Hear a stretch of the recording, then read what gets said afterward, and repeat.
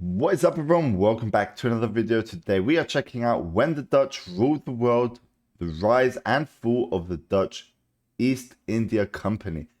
So this was actually recommended from one of you guys on our Discord, so thank you so much for the video suggestion. Let's check out what we got here today, guys. If you're new to the channel here, we do reactions about the Netherlands. Mostly we do some USA reactions and some other stuff like here and there. So if you're into that, guys, like the video, subscribe to the channel, and yeah, let's get on with the video, see what we actually got here today. Let's get it. The Netherlands, a tiny European country that is actually one of the wealthiest and most important economic centers of the continent. The surprising success of the Dutch is invariably tied to one company, which was arguably the greatest and most successful one in history. Today we'll see how the Netherlands transformed from a swampy backwater into a global trading empire thanks to the Dutch East India Company. Thanks to the Dutch This video India, is brought to you okay. by Cheddar, who made a video Let's to check skip out these their ads, channel. bro. Back in the 16th century, well, it wasn't doing too great. To start things off, it wasn't even independent. Instead, it was under the domain of the Spanish Empire. Spanish As one Empire. of the earliest European colonizers, the Spanish Empire controlled vast territories across the world, and used the money it gained from slavery and trade to fund numerous wars of conquest and suppression. The Netherlands ultimately became victim of one such war. They had become part of the empire unwittingly due to marriage, and spent the next 80 years trying to break free. Wow, But bro. the Dutch independence effort ran into a big problem very early on. You see, the Dutch were a seafaring people. Fishing and mercantile shipping was their thing, and they had been doing it for centuries. The main goods they shipped were spices coming from the Far East, but this was before the Dutch had any colonies of their own. Back then, Portugal held a virtual monopoly on the spice trade, controlling all the major trade routes to Asia and back. Thus, what the Dutch did was to buy all their spices from Lisbon and then ship them around Europe to sell them at a Lisbon. profit. But Okay. Portugal Wait, Lisbon is a country, right? I'm confusing this at the moment. I think Lisbon is a country. Not too sure. was absorbed into the Spanish Empire in 1580. And of course, the first thing the Spanish did was to close off Lisbon to the Dutch merchants. Okay. Suddenly, the main artery of the Dutch economy had been cut off, and there was really only one thing the Dutch merchants could do. They had to sail to the Far East and build their own trading network. At first, this effort was very decentralized. Merchants from various Dutch cities would establish companies for single voyages. Essentially, they would fund a few ships and their sailors, and they would send them off to find a new trade route to the Far East. Some missions were successful and came back with lots of spices, but most did not go very smoothly. During the first 6 years of the expedition effort, a total of 65 ships were sent out. 1 in 10 never made it back, and those that did came back with only a third of their crew on average. Suffice to say, 1 in being 10 never made it back. That's crazy, bro. a sailor in these early fleets wasn't a very safe job. Nevertheless, these early voyages gave the Dutch the knowledge and experience on how to establish a more permanent trading network. But coordinating individual merchants, each of whom was competing with the rest, is difficult to say the least, and with the English, Spanish and Portuguese all trying to create their own trading empires, the Dutch knew that they had to band together. In 1602, under the patronage of the Prime Minister of Holland, It's crazy how far back in the days we're actually talking here. Like 1602, bro. That is so many years ago. It's crazy. various expedition companies united into a single company with vast sovereign power. Its name wasn't the Dutch East India Company, even though that's how we call it today. It was actually the United East India Company, Okay. or VOC for short. VOC. So this is something I actually asked in a previous video what VOC actually means. So there it is.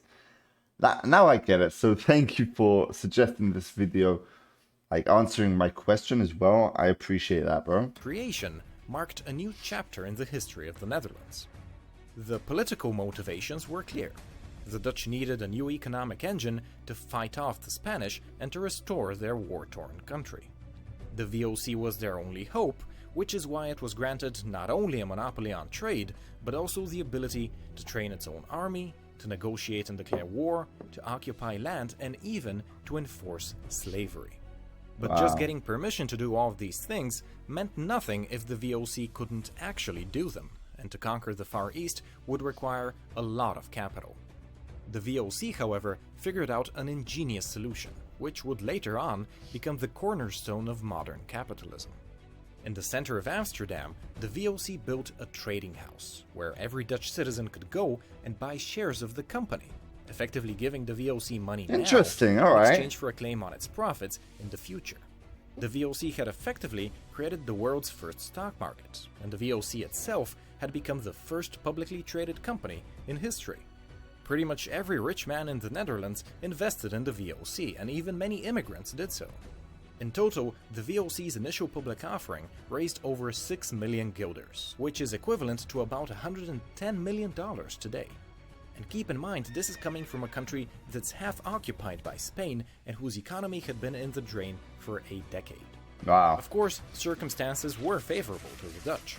The Spanish Empire was at war with England at the time, allowing the Dutch to sweep into the Far East and kick out the Portuguese establishment. The first victim of the VOC's colonial ambitions was Indonesia. The Dutch conquered modern-day Jakarta in 1611, slaughtering the locals and building vast spice plantations on nearby islands. With the island of Java as its headquarters, the VOC spread. But just look how much road the Netherlands has to sail. Like, it goes all around, bro. They have to go all around all those countries. Like, there's no shortcut, so that pretty much sucks, yeah. Throughout the Far East. Their factories in India produced exquisite silks and fabrics, which the VOC then shipped to Japan to trade for their famous and crucial supply of silver. The VOC got silk from China as well, which also produced valuable porcelain. What matters though is that the profit margins the VOC earned by monopolizing these trade routes were as high as 1,500%. Wow. And all of this money was of course being 1500%, funneled bro. into the Netherlands. They finally won their independence in 1648, and with that out of the way, the VOC's profits were invested in one type of project unique to the Netherlands: land reclamation. You see, the Netherlands is extremely flat and is below sea level, which makes it prone to flooding. But if you build dikes and keep the water out, you can turn swamps into farmland. And that's exactly what the Dutch did with their VOC profits. Just by looking at the geography, you can tell when the VOC was running at full force. In total, over 1,500 ships. Crazy how much land they actually built, invested in. Just insane, bro. Sailed for the VOC during its 2 centuries of existence, and its influence is still felt to this day. Many former Dutch colonies, for example, still bear the scars of the oppression they suffered. But the VOC has other interesting legacies that few people know. Cape Town, for instance, started out as a VOC resting station in 1652. A decade earlier, a VOC merchant discovered 2 big land masses south of the Dutch Indies. He called them New Holland and New Zealand, and you can guess which name stuck and which one didn't. I see. But in any case, just as the ideal set of circumstances gave the Dutch the opportunity to become a colonial empire, a perfect storm in the late 18th century ended up destroying the VOC.